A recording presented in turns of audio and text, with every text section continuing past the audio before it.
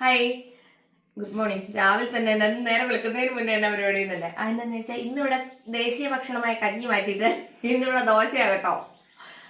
അതെന്താന്ന് വെച്ചാല് ഞാൻ ഇന്നലെ 7 മില്ലറ്റ് നമ്മുടെ ഉണ്ടെന്ന് പറഞ്ഞില്ല. അപ്പൊ എല്ലാ മില്ലറ്റ് വെച്ച് നമുക്ക് 7 ദിവസം 7 സാധനം ചെയ്യണ്ടേ.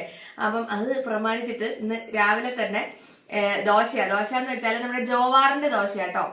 ജോവാർ ഒരു മില്ലറ്റ് ഇന്നലെ കാണിച്ചു തന്നില്ലേ? ഇതാണ് ആ മില്ലറ്റ്. ഇത് കേട്ടോ, ഇത്. അപ്പം ഇതും ഉഴുന്നും രണ്ട് ഉലുവ ഇതും കൂടെ ഞാൻ ഇന്നലെ വെള്ളത്തിലിട്ട് വെച്ചിട്ട് സോക്ക് ചെയ്ത് വെച്ചിട്ട് ഒരു 6 മണിക്കൂർ സോക്ക് ചെയ്തിട്ട് രാത്രിയിൽ അരച്ചു വെച്ചായിരുന്നേ. അപ്പം അത് അരച്ചു വെച്ചത് പൊങ്ങിയിട്ടുണ്ടെങ്കിൽ നിങ്ങളെ കാണിക്കാം.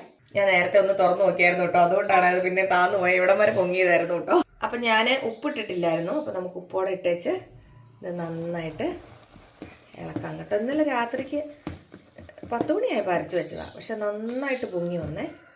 അപ്പം നമുക്ക് നമ്മുടെ ജോവാറിൻ്റെ ദോശ എങ്ങനെ ഇരിക്കും നോക്കാം. ചീന്നുള്ള സൗണ്ടൊക്കെ കേൾക്കുന്നുണ്ട് കേട്ടോ. നമ്മൾ നല്ല ക്രിസ്പി ആയിട്ട് ഒരു ദോശ ചുട്ട് നോക്കാം. നമുക്ക് 2 തുള്ളി നെയ്യോ. ഓക്കെ, ഇവിടെ എല്ലാവർക്കും ദോശയ്ക്ക് ചട്നിയും ഒന്നും വേണ്ട. ഇവിടെ എല്ലാവർക്കും നെയ്യ് മതി. നെയ്യ് അങ്ങോട്ട് വരട്ടി ദോശ വിട്ടാൽ മതി. ഇവിടെ എന്നാന്ന് വെച്ചാൽ ദോശ നന്നായിട്ട് മൊരിയണം കേട്ടോ. അതുകൊണ്ട് 2 സൈഡും തിരിച്ചും മറിച്ച് വിട്ടോ നല്ലോണം മൊരിഞ്ഞ ദോശയാണ് ഇവിടുത്തെ എല്ലാവരുടെയും ഇഷ്ടപ്പെട്ട സാധനം. അപ്പം ദേ നമ്മുടെ ദോശ നല്ല മൊരിഞ്ഞിട്ടുണ്ട്. ഇനി ഇരുന്നാൽ കഴിയും കേട്ടോ. അപ്പം നമുക്കിനി ഇത് കഴിക്കാം.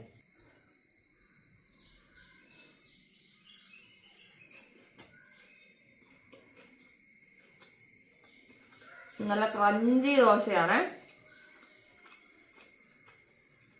ചട്നി ഒന്നും ഉണ്ടാക്കണ്ടല്ലോ, നെയ്യായതുകൊണ്ട്. ഈ മില്ലറ്റായിട്ട് അരച്ചിട്ട് നമുക്ക് ഉണ്ടാക്കാം. പൗഡർ വെച്ചിട്ടാണെങ്കിലും ഉണ്ടാക്കാം കേട്ടോ. നമ്മുടെ അടുത്ത് 7 മില്ലറ്റും അതിൻ്റെ പൊടികളും അവൈലബിൾ ആണ്.